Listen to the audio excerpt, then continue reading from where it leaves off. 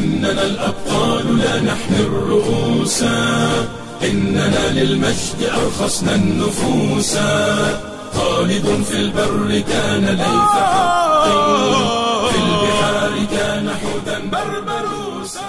Пайғамбарымыздың әкесі Хазрет Абдулла.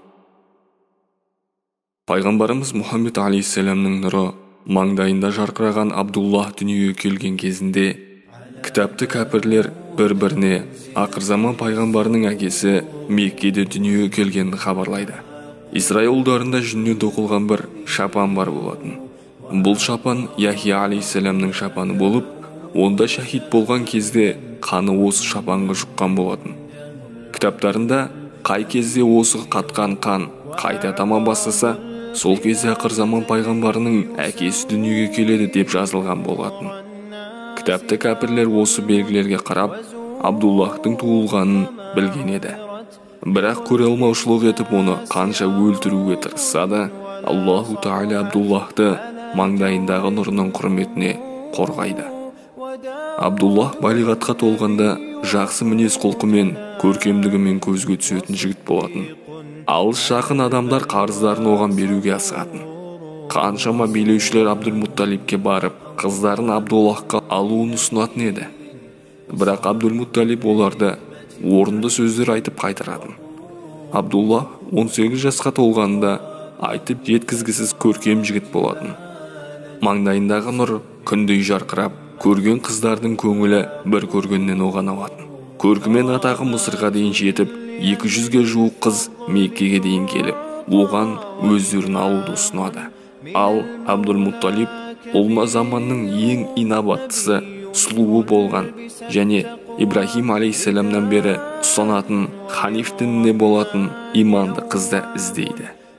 Кітаптарында көрсетілген ақырзаман пайғамбарының өз қауымдарынан шықпайтынын түсінген Исраил ұлдары қызғанышпен Абдуллахты өлтіруге ант ішеді. Осы үшін қарулы 70 адам Меккеге жібереді. Олар мүмкіндік туып, қолайлы сәтті күтіп жүреді.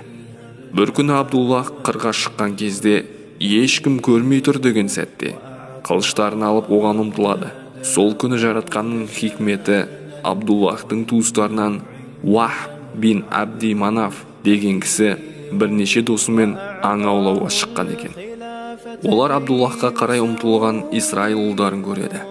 Туыстық жанашырлығымен Абдуллахты құтқармақшы болады. Бірақ дұшпандар өте көп болатын. Бұл шайқасуда өздерінің жеңілетіні анық болғандықтан барып сөзбен тоқтатайық деп шешеді. Оларға жақындаған кезде бұл әлемде ешкімге ұқсамайтын, қара аттарға мінген, қолдарында қылышы бар көп адамнан ғайыптан найзағайдай түсіп тәкбір айтып, Исраил ұлдарына қарсы шабуыл жасағанын және бәрін қырып көзден ғайып болғанын көреді. Вахб бұған қатты таңырқап, Абдуллахтың қалай аман қалғанын және оның Аллаху Тағаланың алдында қадірін түсінеді. Үйіне барып, болған оқиғаны әйеліне айтып береді. Екеуі де қыздарына тең жігіттің Абдуллах екеніне көздері жетіп, Аминаны соған беруге шешім қабылдайды. Ал Абдул-Мутталиб болса, Бәни Зухра тайпасының үлкені Вахбтың қызы Аминаның сұлулығын, ізеттілігі мен арлылығын, дініне беріктігін естіген болатын. Шығу тектері жағынан да туыс болатын және рулары бірнеше атадан кейін бірігетін. Ұлы Абдуллахқа осы қызды алу үшін Вахбтың үйіне барады.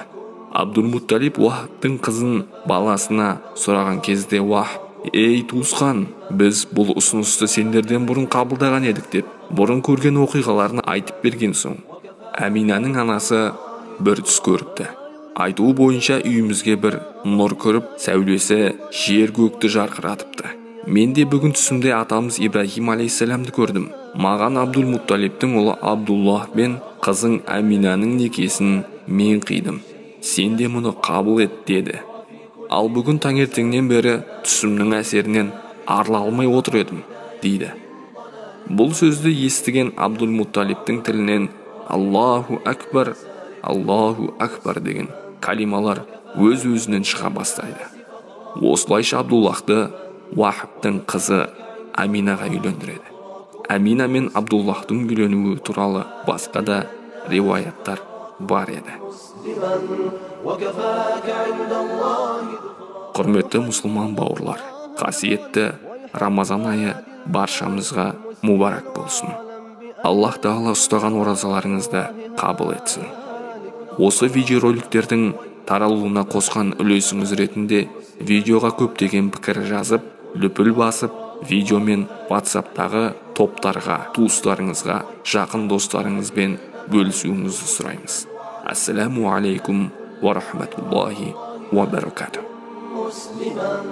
وكفاك بين الناس فخركم مسلما وكفاك عند الله